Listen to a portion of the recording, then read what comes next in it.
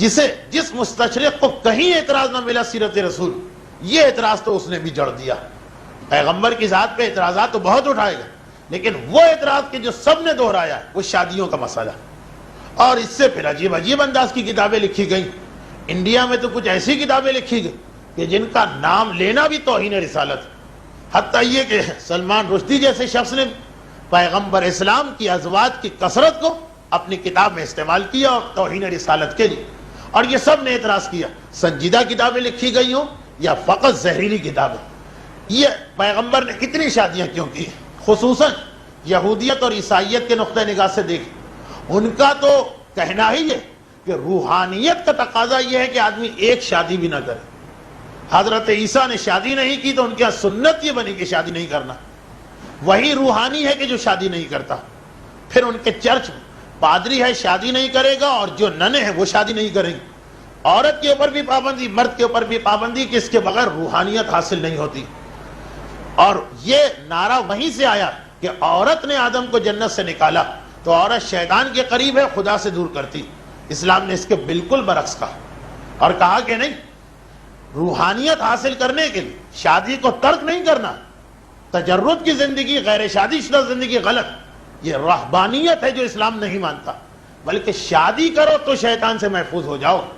عورت شیطان کے قریب نہیں لاتی، عورت شیطان سے دور کرتی اگر شادی صحیح طریقے سے کی جائے۔ وہیں پر اگر آدمی وہ ڈیسیژن لینے یا سلیکشن کرنے میں مار کھا جائے پھر تو مسئلہ ہی کچھ اور۔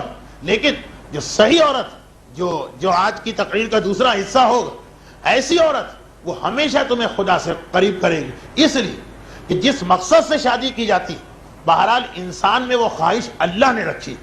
وہ انسان کی خواہش، ممکن نہیں ہے کہ انسان میں وہ خواہش نہ ہو۔ جب وہ خواہش ہے اور اسے پورا نہیں کر رہے تو شیطان کو بہترین موقع ملا تم پہ حملہ کرنے، وہ تمہاری اسی خواہش اور اسی جذبے کو پھر غلط طریقے سے استعمال کرے گا۔ چنانچہ بڑے بڑے راہبوں کے قدم یہاں آ کے لڑکھڑا جاتے ہیں، 20 اور 30 سال کی محنتیں ضائع ہو جاتی۔ پیغمبر نے کہا یہ غلط ہے خیال۔ لیکن یہ 13 شادیاں کیوں کی؟ 13 شادیاں صرف ایک خیال ذہن سے نکالنے کے لیے کی کہ دوسری شادی، خصوصاً عورت کی دوسری شادی بری چیز ہے۔ پیغمبر نے کہا غلط ہے یہ خیال۔ آئیے ایک چھوٹی سی بات، تاریخ اسلام میں جنگ احد بہت ہی اہم لڑائی، اس لیے کہ احد کی لڑائی پیغمبر کی زندگی میں جو 80 لڑائیاں ہوئی، 80، ان میں واحد لڑائی ہے جس میں مسلمانوں کا نقصان کافروں سے زیادہ ہوا، ورنہ ہر لڑائی جب بھی مقابلہ ہوا ہے ہمیشہ مسلمان کم مرے ہیں، کافر زیادہ۔ واحد لڑائی کہ مسلمان 70 مارے گئے اور کافر شاید ایک، اور شاید ایک بھی نہیں۔ واحد لڑائی۔ اچھا، بعض علماء نے کہا نہیں 26، بعض نے 28 سے زیادہ پہ تو تمام مورخ متفق ہیں کہ تعداد نہیں ہے کافروں۔ چلیں 28 بھی مان لیں تو 28 کافر 3 گنے مسلمان۔ یہ واحد لڑائی ہے پیغمبر کی زندگی میں۔ اچھا، اب اس لڑائی کے نتیجے میں باقی چیزوں کے علاوہ مدینے میں ایک معاشرتی مسئلہ پیدا ہوا۔ لڑائی تو ختم ہو گئی، 70 گھروں میں جہاں شہادتیں ہوئی، ماتم بھی ہے اور گھر والے اس پر خوش بھی ہیں کہ ہمارے گھر سے ایک شہید راہ خدا میں گیا۔ مگر ابھی جوش ہے، پیغمبر دیکھ رہے ہیں کہ ایک بڑا مسئلہ پیدا ہو رہا، وہ یہ کہ لڑائیوں میں عام طور پہ نوجوان مرتے ہیں، تو فوج میں نوجوان ہی جاتے ہیں، ضعیفوں پر تو ویسے ہی جہاد ساقط۔ چنانچہ جب وہ مرتے ہیں تو جو بیوہ عورتیں ہوتی ہیں وہ بھی جوان ہوتی ہیں، اور جوان بیوہ عورتوں کا معاشرے میں رہنا، پیغمبر دیکھ رہے ہیں کہ مسئلہ ابھی وہ جتنے بھی جوش میں، ابھی وہ اس شہادت کے غم کے باوجود اللہ کی بارگاہ میں خوش ہے، مگر مسئلہ تو پیدا ہوگا۔ 6 مہینے بعد، 1 سال بعد اتنی بڑی تعداد نوجوان عورتیں مدینے میں بیوہ ہو گئیں۔ پیغمبر اسلام یہ مسئلہ حل کر رہے ہیں، اور یہی وجہ کہ پیغمبر نے پہلے اپنے آپ کو پیش کیا۔ پیغمبر کی زندگی کا تجزیہ کریں، عجیب بات سامنے آتی ہے۔ پہلے 50 سال پیغمبر نے گزارے جو جوانی صرف ایک بیوی کے ساتھ، 25 سال تک خدیجہ کے ساتھ رہے، 25 سال میں شادی ہوئی، 25 سال زندگی گزری، 50 سال صرف ایک بیوی۔ جو اصل جوانی کا مرحلہ ہے صرف ایک بیوی۔ 50 سال کی عمر ہوئی، خدیجہ اور جناب ابو طالب دونوں کا انتقال ہوا۔ دونوں کے انتقال سے ایک مسئلہ پیدا ہوا۔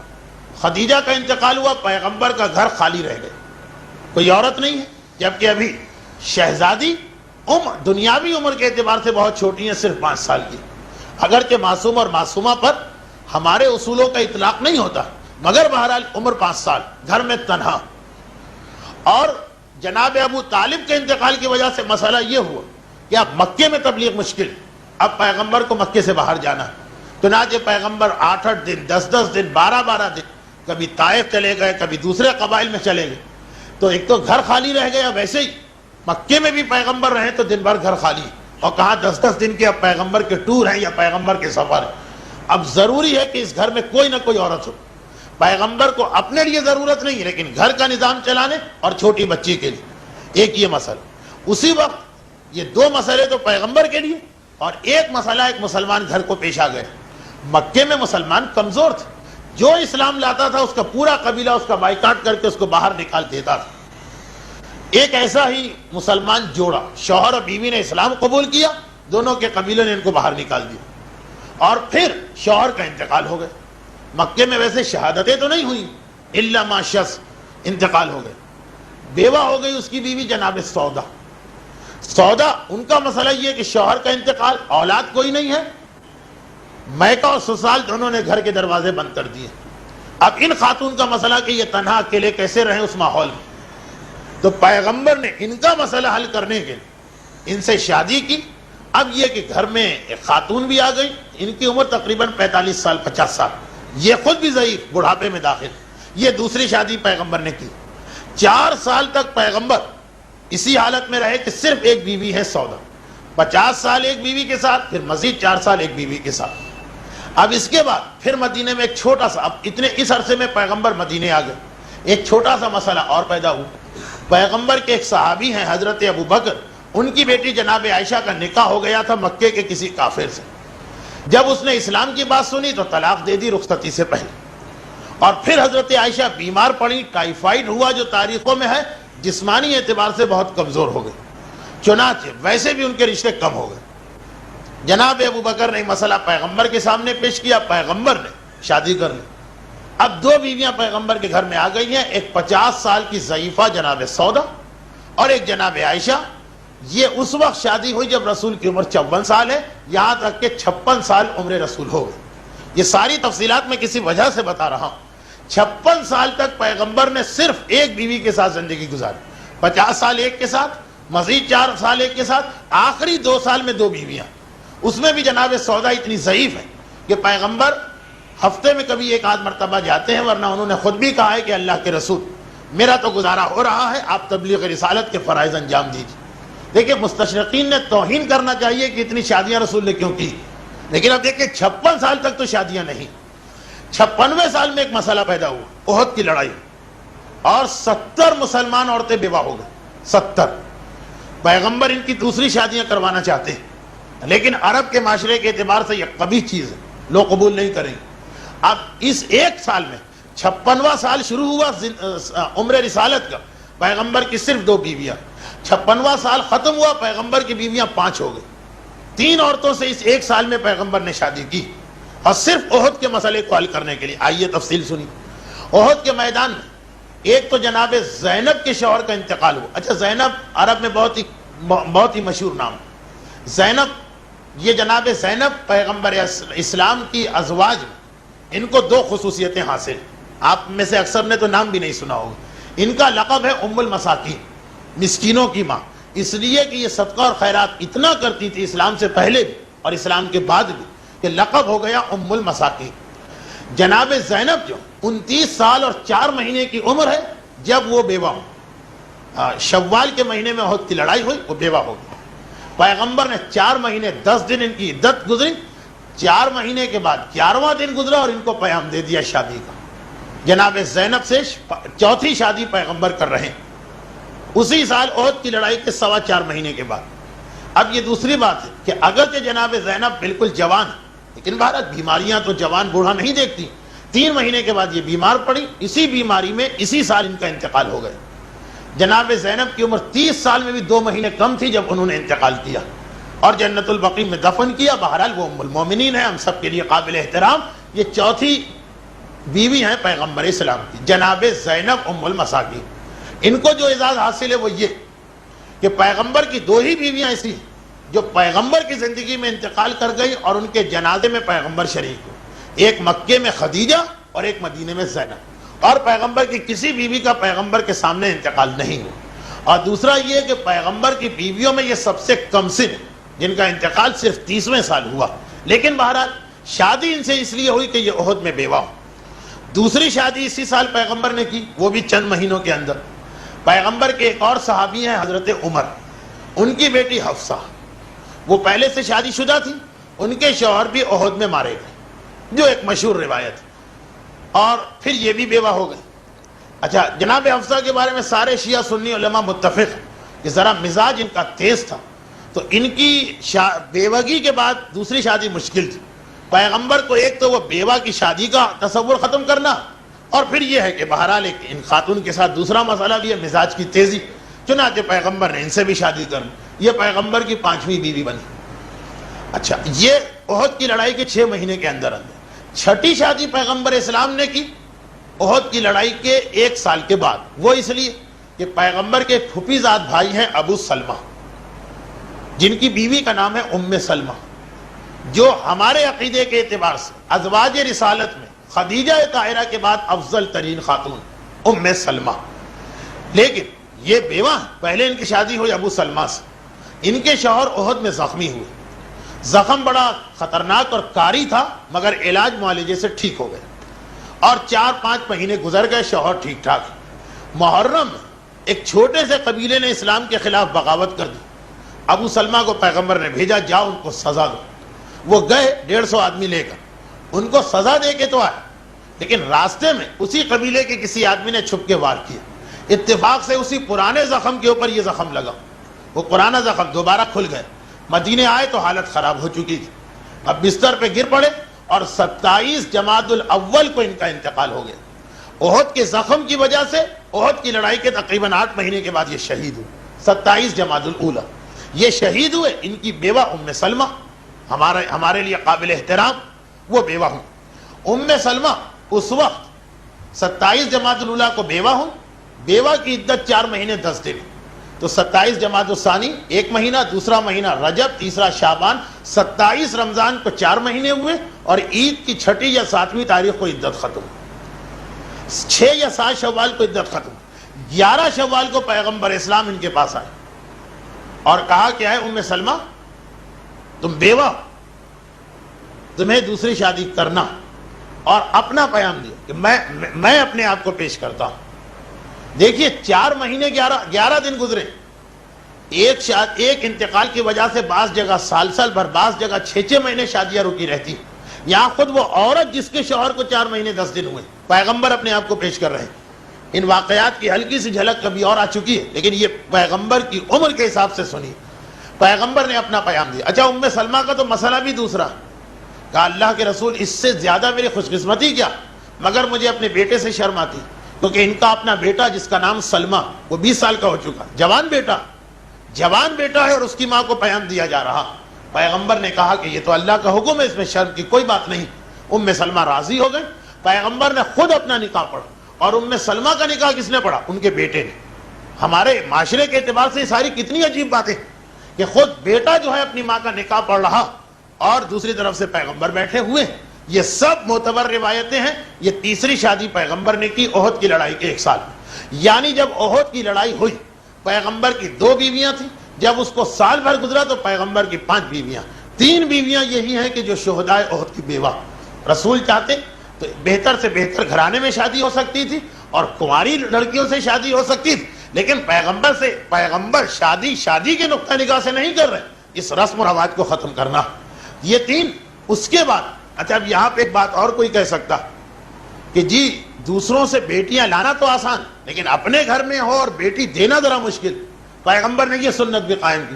پیغمبر کی ایک بہن جناب زینب بنت جہش، وہ بھی میدان احد میں بیوہ ہوئی، ان کے شوہر مارے، ان کی شادی پیغمبر نے اپنے غلام زید سے کی کہ دیکھو بیوہ کی شادی، دوسرے خاندانوں سے لڑکیاں لی بھی ہیں بیوہ، اور بیوہ جو ہے اپنی بہن، اس کی شادی کسی اور سے کی بھی، دونوں طرح سے پیغمبر نے رسم کو توڑ دیا اور ختم کیا، اور یہ بتایا کہ یہ معاشرتی مسائل جو ہیں یہ بھی اسلام میں اتنی ہی اہمیت رکھتے ہیں، جیسے بت پرستی کا خاتمہ، جیسے شرک کا خاتمہ۔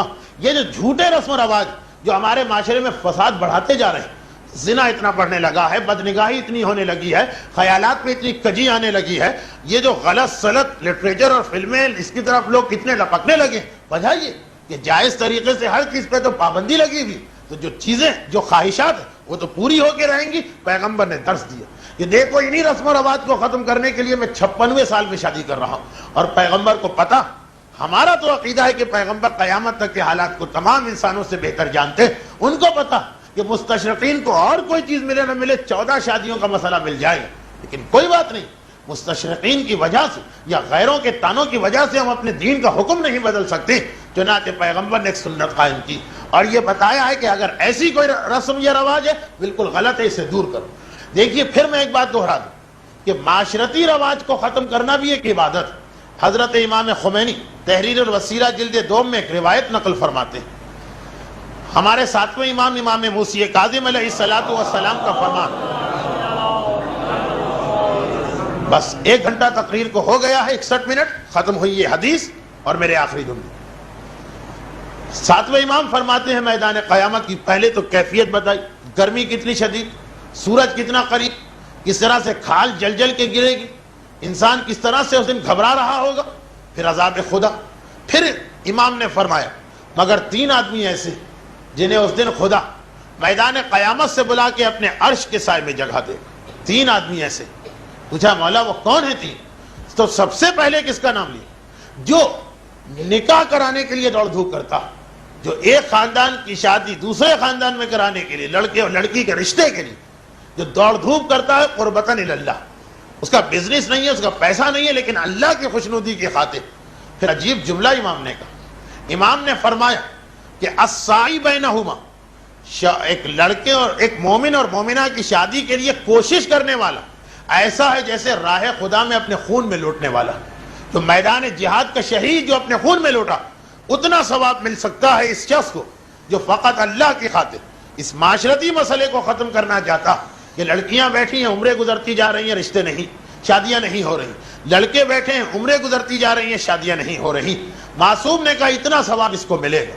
اور پھر یہاں پہ اب دوسری بات، یہ جو معاشرتی خرابی، اس کا ایک پہلو یہ بھی کہ اس لیے تاخیر کی جاتی، اب یہاں تو پچھلے سال کے جملے، اس لیے تاخیر کی جاتی کہ اچھا رشتہ بھی تو ڈھونڈنا ہے۔ اب اچھا رشتہ کسے کہتے ہیں وہ بھی رسول نے بتایا۔ دیکھیے ایک تو یہ دوسری شادی کے تصور کو غلط کیا، اور دیر سے شادی کرنا، بغیر شادی کی عورت کے بیٹھے رہنا۔ ارے بیوہ عورت 4 مہینے اور 11واں دن پیغمبر پیام لے کے خود جا رہے ہیں کہ دیکھو ایک دن بھی گزرا تو میں سمجھتا ہوں کہ مناسب نہیں ہے اس طرح بغیر شادی کے رہنا۔ وہ تو بیوہ، اور یہاں جو بیوہ نہ کنواری ہیں ان کی عمریں گزری جاتی اور کنوارے لڑکیاں عمریں گزری جاتی، اس مسئلے پہ توجہ نہیں ہوتی۔ کیوں؟ اچھا رشتہ چاہیے۔ پیغمبر اب اچھے رشتے کی تعریف بتا رہے ہیں۔ اپنی بیٹی کی بات لوگ یہی تو کہیں گے کہ دوسروں کے لیے تو کہنا آسان، اپنی بیٹی ہو تو ہم دیکھیں گے۔ پیغمبر اپنی بیٹی کا جب رشتہ کیا تو 2 جملے کہہ کے بتا دیا کہ اچھا رشتہ کسے کہتے ہیں۔ رخصتی کا وقت آیا، شہزادی کی سر پہ ہاتھ رکھا، فاطمہ بیٹی جس سے میں نے تیری شادی کی۔ اب دیکھیے عقیدے کی منزل اپنی جگہ کہ لولا علی، اگر علی نہ ہوتے تو فاطمہ کی شادی ہی نہ ہو پاتی، کوئی کفو ہی نہ ملتا، کوئی ہمسر ہی نہ ملتا، فاطمہ کی برابری کا کوئی ہوتا ہے ہی نہیں کائنات میں۔ لیکن اپنے ماننے والوں کے لیے ایک سنت قائم کر رہے ہیں، اور فمن رغب عن سنتی فلیس منی، جو سنت رسول کو چھوڑتا ہے اس کا رسول سے کوئی تعلق نہیں۔ سنت کیا قائم کی؟ فاطمہ بیٹی جس سے میں نے تیری شادی کی، اس کے گھر میں دولت دنیا میں سے کچھ نہیں، مگر کائنات میں بجز تیرے باپ کے خدا کی نگاہ میں اس سے افضل کوئی نہیں۔ اچھے رشتے،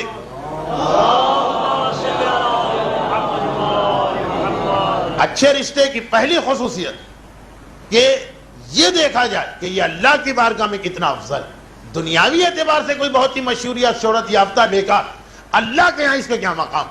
ہاں وہ دوسری بات کہ اگر اللہ کے یہاں بلند مقام رکھنے والے دو متقی اور پرہیزگار، ایک کے گھر میں دنیاوی سہولت بھی ہے، ایک کے گھر میں نہیں، تو ٹھیک ہے، انتخاب اسلام نے اجازت دی کہ دنیاوی سہولت کو دے، لیکن ایک کے گھر میں اللہ ہے، ایک کے گھر میں شیطان، اور اللہ کے گھر والے کو اس لیے چھوڑا جائے کہ غریب ہے، شیطان کو اس لیے کہ امیر، وہ پیغمبر بتا رہے ہیں کہ غلط۔ اچھا رشتہ اسے کہتے ہیں کہ یہ دیکھو کہ اللہ کس سے راضی، جتنا اللہ جس سے راضی اتنا ہی وہ رشتہ اچھا کہلائے گا۔ اب بہرحال اللہ کس سے راضی ہے؟ یہی فقہ، یہ نمازی، یہ روزے دار، یہ خمسی، یہ حاجی، یہ تمام واجبات کی پابندی کرنے والا۔ ایک بات یہ اچھے رشتے کی تعریف. اور دوسرا جملہ کہ بیٹیوں کی تربیت کس نہج پہ کرنا. دیکھیں جس طرح کمپیوٹر میں آپ جو فیڈ کریں گے وہی معلومات کمپیوٹر آپ کو دے گا. روبوٹ میں آپ جو چیز فیڈ کریں گے وہی کام روبوٹ انجام دے گا. والدین کو بھی اسلام نے اصول دیا کہ اپنی اولاد کے ذہن میں تمہیں کیا فیڈ کرنا, کیا خیال ڈالنا, کس اصول کے اوپر ان کی تربیت کرنا. اس کے بعد دوسرا جملہ کہ فاطمہ بیٹی اپنے شوہر کے گھر میں کوئی ایسی خواہش نہ کرنا جسے وہ پورا نہ کر سکے اور اس کے دل کو تکلیف پہنچے. یہ دوسرا جملہ. اس کا مطلب کیا؟ اس کا مطلب یہ ہے کہ بیوی کا کام ہے شوہر کو ذہنی اور جسمانی اور مالی اور ہر اعتبار سے سکون پہنچانا. بیوی کی طرف سے کوئی عمل ایسا نہ ہو جس سے شوہر پریشان ہو جائے. خواہش نہ کرنا شوہر کے دل کو تکلیف نہ پہنچے. یعنی بیوی کا اصل مقصد جو قرآن کہہ رہا کہ ہم نے تمہیں اور ازواج کو پیدا کیا لتسکنوا الیہا, تاکہ سکون قلب ملے, ذہنی سکون پہنچانا, یہ بیوی کا سب سے